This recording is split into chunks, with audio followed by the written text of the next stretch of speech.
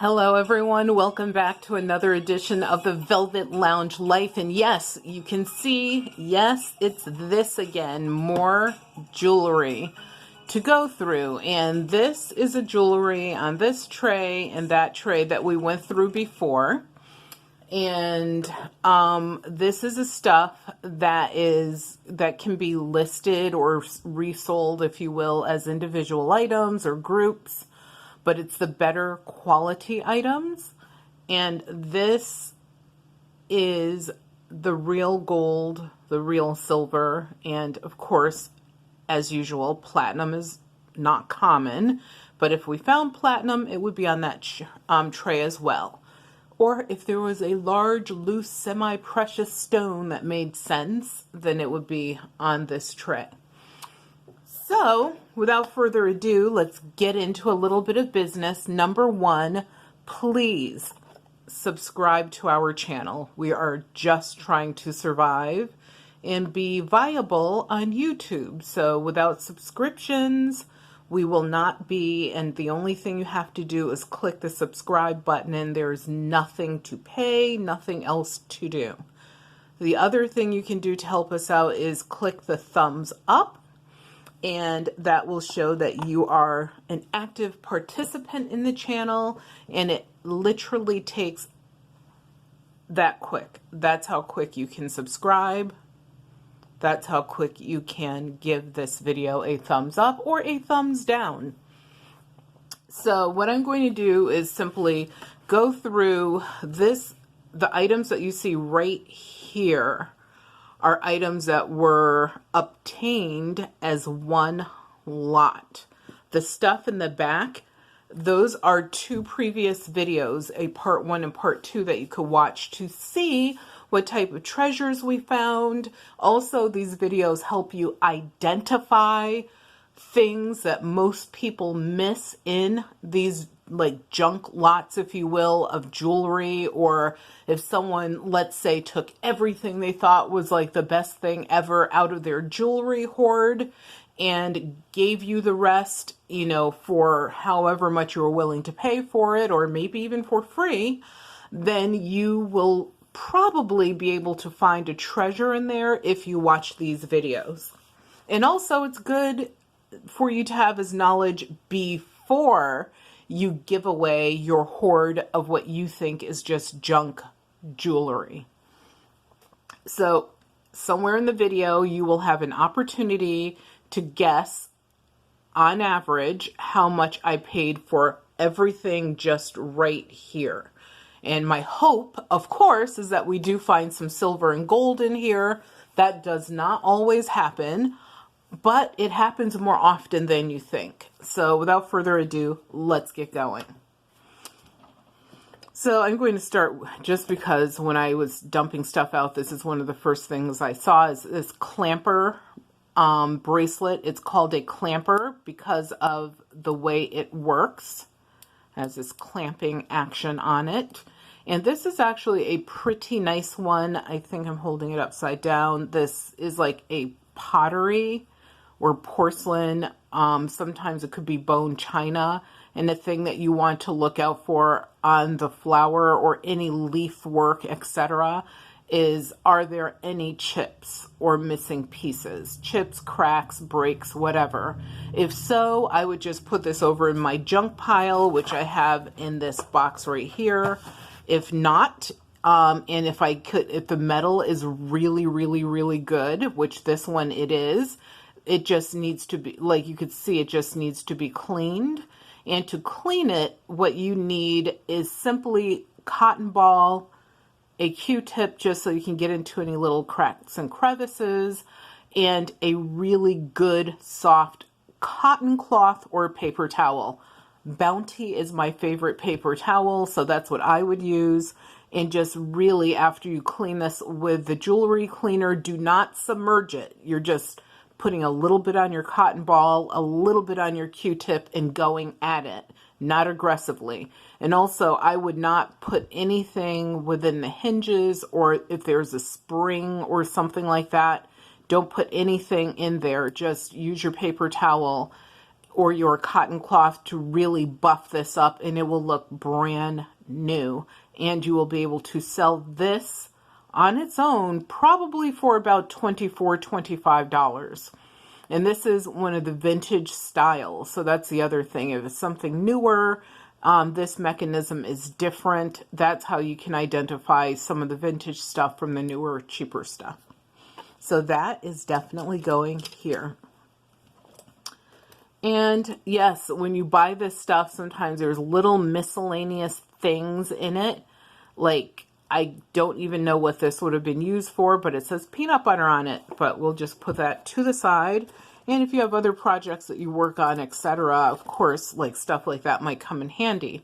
When I'm working on charm strings, for example, for my button projects, I always look in my junk costume jewelry to see if there's anything I could use for the charm strings as well. Now, Jerry's, which is G-E, I don't know if you guys can see that. I thought it was clear at one moment and then it wasn't. There it is. Gerrys,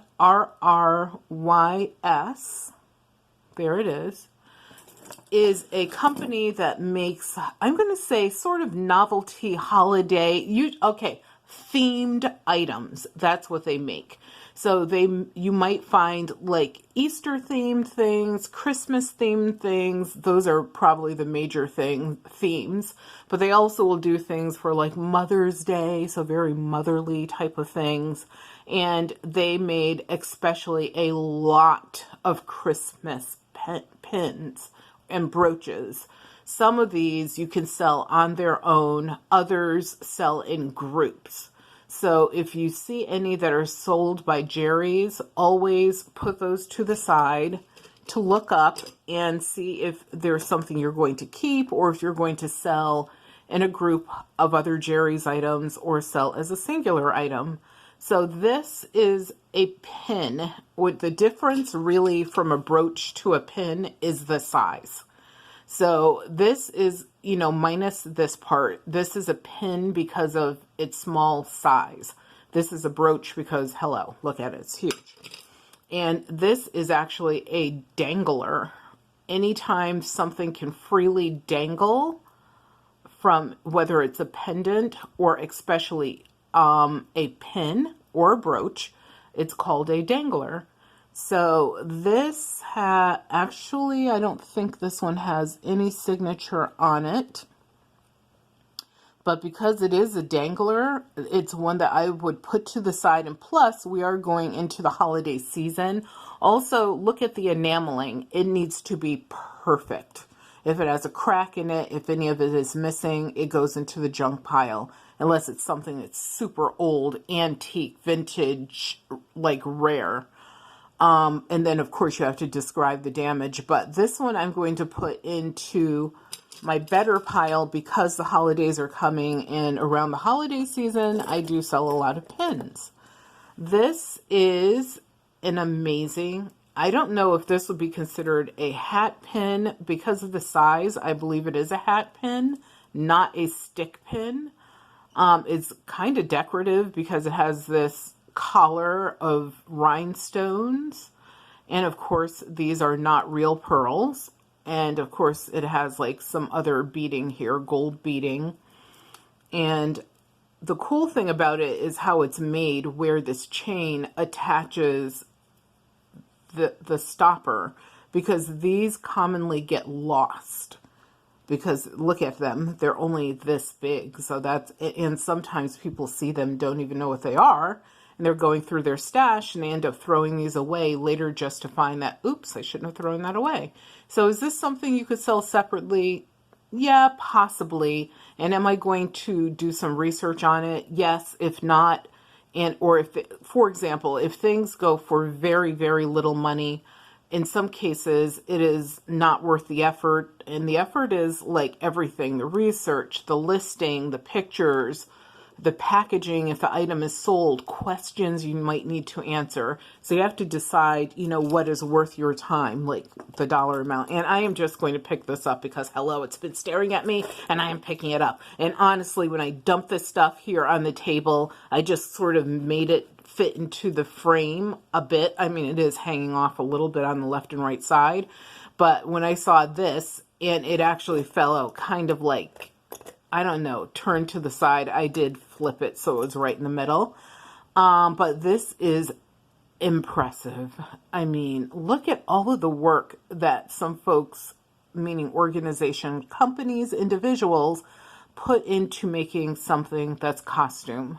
Now it does have a little, oh, I thought it had a scratch, but it doesn't. I was able to just wipe that off.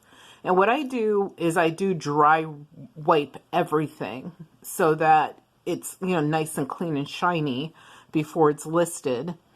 I'm trying to see if I can find any maker's marks or hallmarks on this. And, oh, there it is. I almost, oh my God, I never, ever, ever would have guessed that this is an Avon piece.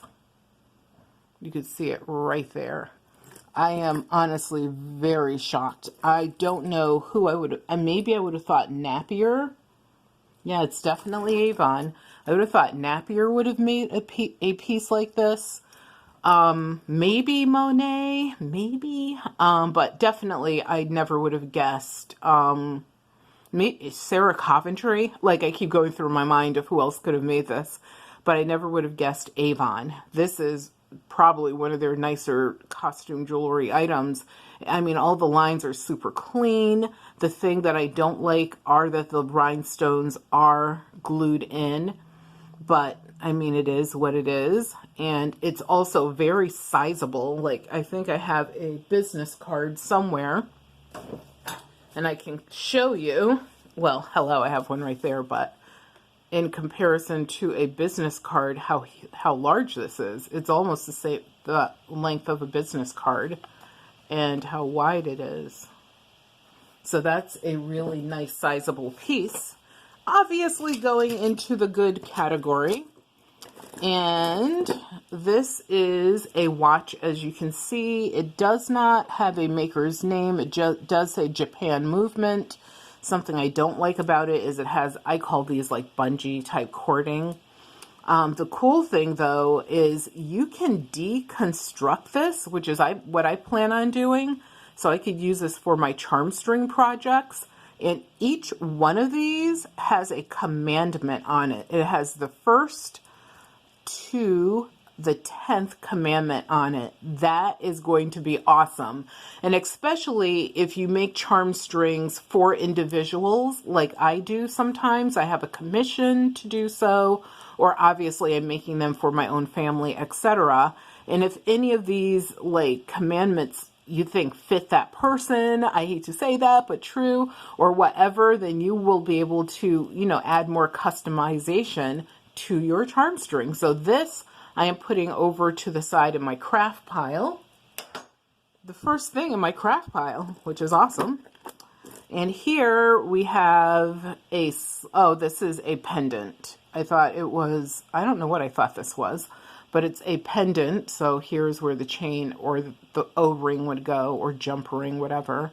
And then you have this pendant, which to me is just an okay pendant. I don't see any maker's name on it. And also, as I told you guys in my other videos, and this is definitely not silver or gold because someone might ask, what I do is I do go through everything a second, and then we go through everything a third time, just to make sure we didn't miss anything. And this necklace has an old-timey clasp on it. So this tells me that this predates the 1980s. It's older than the 80s. And of course it has these beautiful sea pearls on it. And I don't believe that, and it does, no, it's not knotted. And I don't believe that these are gold. And where's the clasp? Which is actually, the clasp is weird. It's a combination of a gold tone, and it also has this decorative silver part to it. But it's not repaired. This is just how it was for whatever reason. And this, because the pearls would actually get reused in craft projects. Let me actually just put the magnet to it, so we know that's definitely not real. But the gold beads are not magnetizing. Actually, they are a little bit. Yes, they are. They are a little bit. So this I'm going to also put over in my craft recovery pile. And guess what we have? Oh, these are earrings. I wondered if it was a pin or earrings. So I wonder if there's another one in here. So there are earrings to match that gigantic brooch. Now, if I only have one, meaning like one earring like this, because of like, this is so like pretty freaking cool, I would actually separate these two and use those in craft projects if there's not a match. So I'm actually going to put it right here in front of me to see if we can find a match for that. And here we have another, I think this is a Jerry's. Nope, this one has no name. And Jerry's always signed their brooches, so that's something else to know. But this is a pretty nice enameled brooch. So because of that, yeah, I'm going to put it over here in this pile. And hello, holiday season. And sometimes you come across other novelties, like, what does this say? Medi-Flight of Northern California. That's pretty cool with the 2 helicopters on it. This might be something that someone is interested in. It actually fits a couple categories, one being a pin, the other one being flight, the other one being helicopters, and the other one being, it says Medi, so medical. So this actually ticks a lot of bells, whereas I will definitely have people who are interested in that. There's a lot of Christmassy things I noticed in this pile. So in the comments below, you guys, please note what you think I paid on average for all of this. Picked, unpicked, found, you know, wherever I got it from, just think about that. And this one, oh, I've seen this before. It has a letter J down here, and that is a costume jewelry maker. And someone already tested this for silver. I could see it right there, but this is definitely, I mean, someone knowledgeable should have been able to touch this and tell this is made out of pewter. And yes, once again, going in that pile, there's this gigantic bead, and this is a man-made bead. I can tell because when I look in the hole, it's white, and otherwise, if it was the stone, it would be the same color throughout. And so this obviously can go into craft, or in this case, I'm putting it in my junk pile. And as I told you in previous videos, what I do with my junk pile stuff is I sell it by the pound. This brooch is signed KC, like Casey and the Sunshine Band, and it has a C in the circle. It's 3 different metals. I don't see, well, that is the signature, but I don't believe, this is definitely not gold or silver or whatever.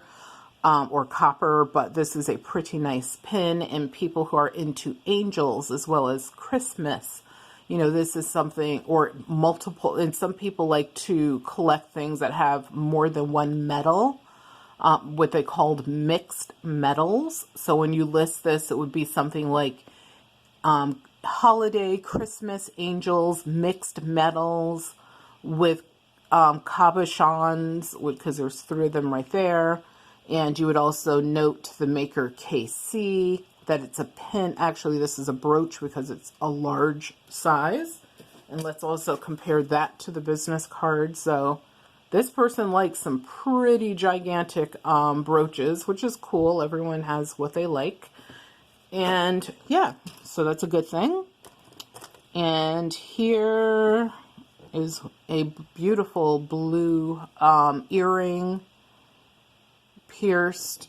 I don't know if there's more than one in here. You would think I would be able to see it if it was, because of that blue being so beautiful. Here is another, what I call these novelty pins, but there could be another name for them. Another one, and this one is from a Super Bowl. Is it Super Bowl 29, I think? I don't know what it says at the very bottom. It says Joe Robbie Stadium, Miami, Florida. So that's where that game took place. And obviously at all the Super Bowl games, obviously they're selling these things. On the back, it actually tells you who made it, which is Win Craft, W-I-N Craft. The cool thing is that it was made in Winona, Minnesota. So made in the USA. Many of these things are usually made in China. So that is an extra like premium for that. That's a really cool thing. Sitting right here on top, I mean this thimble, which has a German name on it that I cannot really pronounce, but I'll show it to you just in case you know what it is. It starts with a B and then it ends with Garden, or G-A-D-E-N, of course. There's no other marks on it, and of course it's showing this, like the red chalet with the mountain slopes and such. I don't know why I put that over there. I'm feeling like that should be in my junk pile. And like I said, yes, folks, I'll go through and double check everything. That blue lapis stone, this is a slide that one uses for scars. It opens, it closes, and that has a really good, nice open-close snap to it. I don't see any signatures on it anywhere. It needs a little bit of cleaning, but that is something that, and it's not broken or chipped or anything. This is something that I would probably use for myself because I like scars. And look at this little stone elephant. So some people would look at this and think it's jade. This is definitely not jade, but it is a common stone that's used to make jewelry, and it actually is a stone. And the elephant has its trunk up. A lot of people like that, so this is something, you know, as far as a pendant goes, that you would definitely want to sell as an individual item. Is it going to sell for a lot? Not necessarily, but now I just dug out this Buddha, which is made of the same stone. And it's actually this, I don't know what to call this, but the little connection for the pendant is the same as the other one, as the elephant, I should say. So they probably purchased them at the same time. Here's another, and it says Jerry's. I can see it right away, and that one's even clearer than the other one. And the cool thing about these, they are in immaculate condition, like just so good. They don't, I mean, I wipe everything like with a dry cloth anyway, but I don't even, these barely even need that. So nice. I can't wait to list them. And ew, look at this. And I saw something, I thought I saw something with another thing with a rose. Maybe this is what I saw.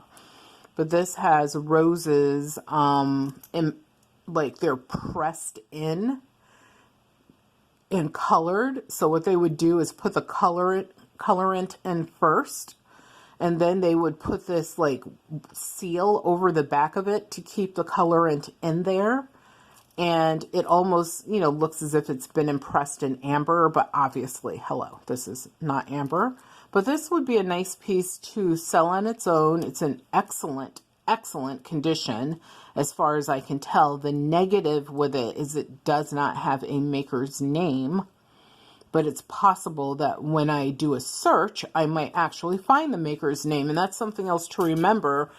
Even with better quality costume jewelry, it's not always signed. So you have to do searches, and there are resources and reference guides by maker, etc., that you can look at to see if you can figure out who made these unsigned items. This is a really nice pendant slide, and I definitely have plenty of cool silver chains. So what I would do with this is marry it, because when it's not together as it was when it was created, it's called a marriage. I would marry it together and sell it as it is, because purple is a hard color for a lot of people to find, especially like good, clear, decent purple. And this is a really great moonstone. And you go like that, you can see that beautiful iridescence. So those that also like moon glow buttons, for example, similar technique used to create these. And It has this beautiful backing on it, very clean, nothing's broken, chipped, or discolored. Next, I am going to pick up this beautiful chunk that I saw staring at me, pleading with me to pick it up. This is probably, oh yeah, this is probably the oldest thing, I'm assuming. I don't know for sure, because I don't know. Yeah, that's not as old. I don't know if there's anything older in this pile, but out of like the 3 videos, so far this is the oldest thing. It has this beautiful blue enamel on it. And right here, I think, nope, that's just the way it is. I thought it actually had a chip. It is not chipped. So that might be also why it got thrown in a junk pile, because it's just the way it was made. And someone probably thought something was wrong with it, but then you flip it over, hello, and it is a watch. And I have to see, I see a C in fancy script. Do you guys think that says Cartier? I would be so happy if you want to hear me. Okay. It says Croton, Croton. And what else does it say in there? It says, I have to bring this closer to my face. Oh, it says Thineste, and it has a Swiss movement. And the cool thing also about this beautiful piece of art is that it has like this little, I don't know if this is like a timer, or maybe it's like, I don't know what this is in the center. So, or at the bottom center, I should say. And it is a mechanical watch. So you wind it in order for it to work. And I wish you guys could hear it. I don't think you're going to be able to hear it, but it actually works. And I'm going to listen to it again. I'm going to put it to the side. Of course, it's going in this dish right here. And I'm going to have to do a lot more research on this. I'm going to have to also look. I don't think I can get inside of this, but if you ever open something like this, be incredibly careful that you don't scratch it. And inside, you will find the jewels, because there are precious and semi-precious jewels in watches like this, which is how they work. It's part of the mechanism. And inside the watch, there will also be additional wording that can help you, you know, identify it, get a better idea of value, etc. And the bezel on this is phenomenal. They also have like this decorative diamond cut almost going around the complete edge. And here goes a teeth or tooth test. If you heard that, that was me tapping this on my tooth. That is glass, because if it's plastic, you know that it's not as high grade. But my God, I mean, look at this thing. It is a stunner, #1 superstar. Absolutely beautiful. This, I mean, I could talk about this probably for 15-20 minutes, but I don't know, oh, there you go. You can see a little more of the design that's underneath the blue enamel. So gorgeous. So that, I'm putting it right up front. We are doing more research on all of, you know, most of these items, obviously, but definitely on that. Maybe these were the roses I thought I saw earlier. This matches a brooch that we had in another lot. I think this seems similar to something I saw in another lot, because, you know, total disclosure, these were purchased all at one location and sold by different people. So that's giving you like a lot of clues right there. But these are pretty. They look very complete. They're danglers, and also they're clip-ons. Always look to make sure this part is really clean. It's not worn down. It doesn't have gunk on it. It's not green because it's turning via verdigris. And these you should be selling individually, because good clip-on earrings are hard for people to find. This looks like a game piece, but I don't know what it is. It does have words at the bottom, and it actually says .com. So it tells you it is not super old. So this might be from some newer British comedy or something. I think they have one on now that's about like Shakespeare or whatever. But I will put that over in the junk pile as well. And this should be over there. And what else do we have in here? Let's pick this watch up. Okay, we can tell immediately this is a modern day watch because of this, like how it's made. And it doesn't mean that it, you know, doesn't have any value, or you cannot sell it on its own or sell it with a bunch of other watches. Part of that depends on who made it. And we're going to look at the face of this and see what that says. And of course, you know me, I'll have to, that says Fabergé. So apparently, let me just see, I think it says Fabergé. Yeah, it does. So apparently, obviously, maybe this came from one of those television shows where you buy things, you know what I'm talking about. And they probably had a collection of these done in the Fabergé style. Obviously, this is not like an original. But I will put that here to the side. And the reason why is it's possible that that can sell for a decent amount. And actually, here's another. Yeah, so that must be what this is. And they probably were selling these. You know, you can get this one, that one, or the other one.